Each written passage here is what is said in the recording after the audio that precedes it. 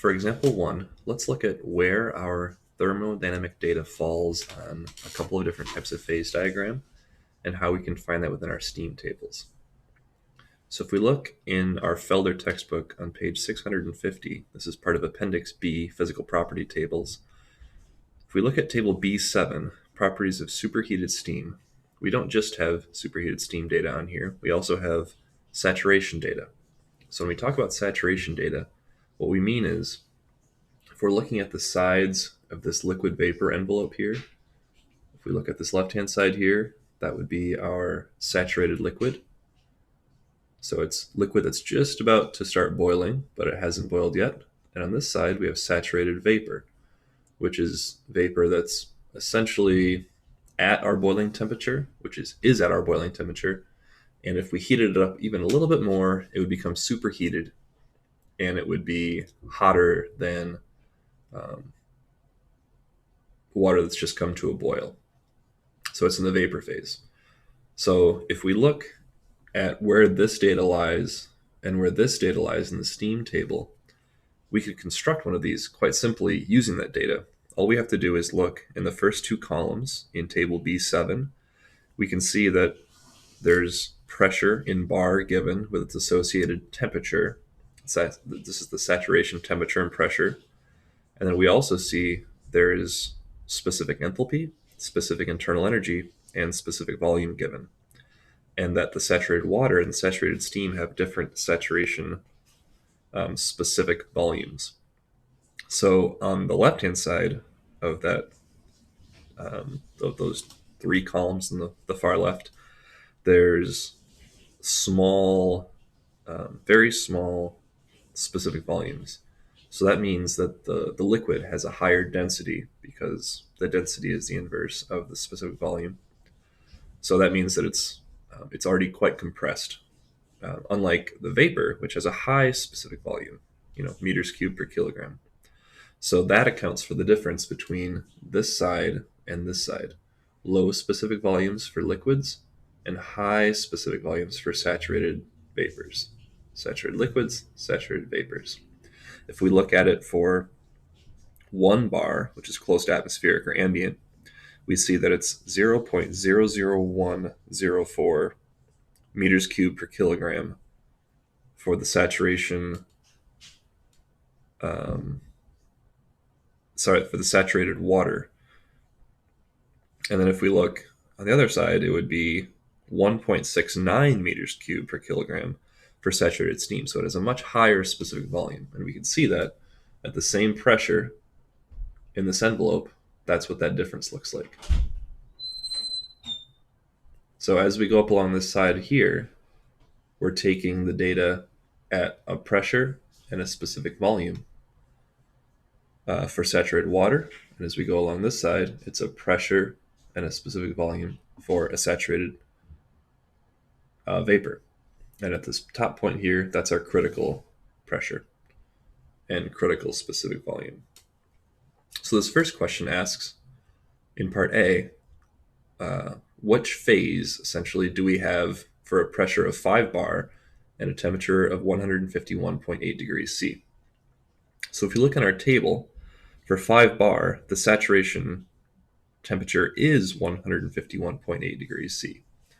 So that means, just given these two pieces of information alone, it has to lie on this line here. Because this is all along this line. We have this isotherm here that corresponds to 5 bar.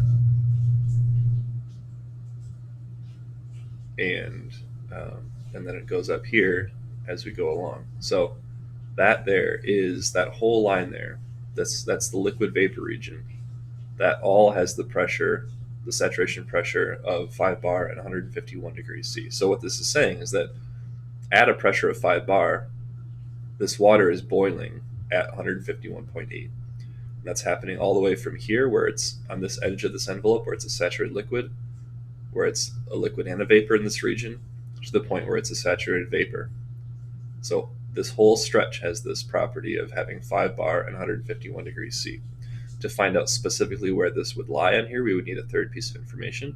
It might be a particular specific volume, or it could be a quality of the steam, and then we would know where it lies along there. But just given these two pieces of information, all we know is that it lies in the liquid vapor region along this line here.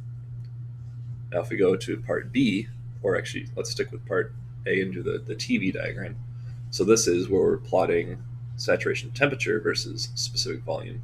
We have a similar looking envelope. Well, it's a little different, although now we have an isobar instead of an isotherm, and then this is our line of equal or of constant temperature. So here we can see that again in that liquid vapor region, all along there is where 5 bar and 151.8 degrees C coincide. So for part B, now we have a pressure of 5 bar but a temperature of 204 degrees C. So as we constructed this table, this point here corresponds to 5 bar and 151.8 degrees C, or in the case of the PV, this would be 5 bar and 0.00109 meters cubed per kilogram. This point here would be 5 bar and 0.375 meters cubed per kilogram. This point up here would be 20 bar and 0.00118 meters cubed per kilogram. This is again from table B7 on page 650 in Felder. This point here would be 20 bar and 0.09950 meters cubed per kilogram. So these are just all, you could make one of these yourself if you wanted to, using the data in the table. So all I've done here is put lines of constant pressure. And now we care about 5 bar, but our pressure is higher than what we established as our saturation temperature up in part A. So if we look at the line for 20 bar, its saturation temperature is 212.4 degrees C. So you can see this isotherm here. So our temperature of interest is less than that. So we know that it must lie between this isotherm and this isotherm. These are kind of these dotted lines that kind of go top left to bottom right, top left to bottom right. So it's got to lie somewhere in between there, and it also has to coincide with this line of constant pressure, 5 bar. So if we kind of put that on a line here, it's less than 204 degrees C is less than 212. That might intersect somewhere out here. So we put an X here where 5 bar corresponds to some isotherm of 204 degrees C. So that puts us in the superheated region out here. So we can identify in the phase diagram, oh, sure enough, superheated. And if we looked in our table, that's also where we'd find it in this region. If we look at our TV diagram, now we've got lines of constant temperature here and here. Again, we can make this phase diagram from our steam table data on page 650 in Felder. Now we've got lines of constant pressure, these isobars. So that means that our point, this point here is going to lie somewhere along this isobar as it goes along here and then down. It's going to lie somewhere along that isobar, and it's going to correspond to 204 degrees C. So we can see that our saturation temperatures are for 20 bar, 212.4 degrees C. So that means that between this point and this point in temperature, we want to have it correspond with our pressure of 5 bar. So it can't be over here because our pressure of 5 bar is going to be below 151.8. It will increase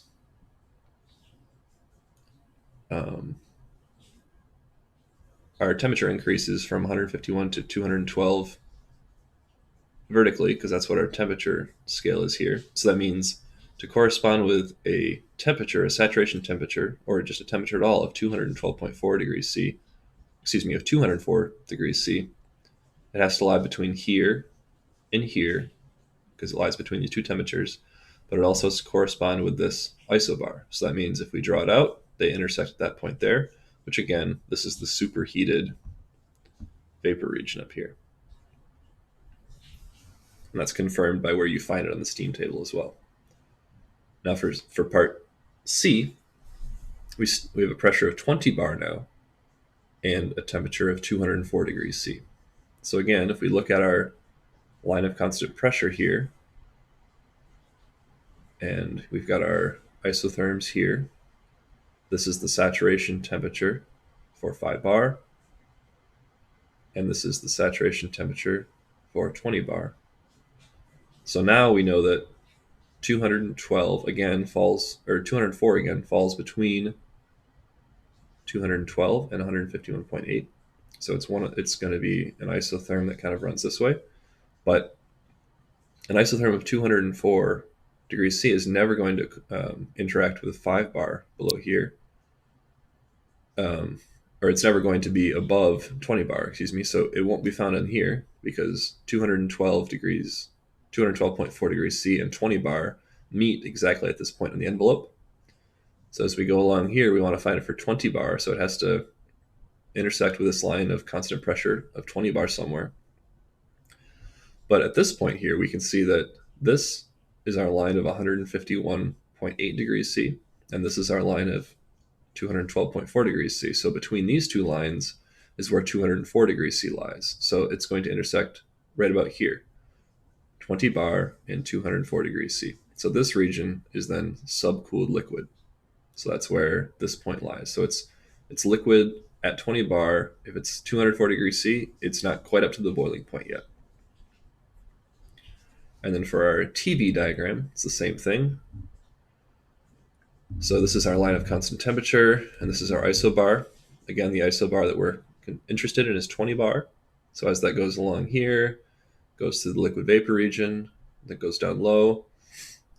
For it to intersect with a line of 204 degrees C, it's going to be below 212.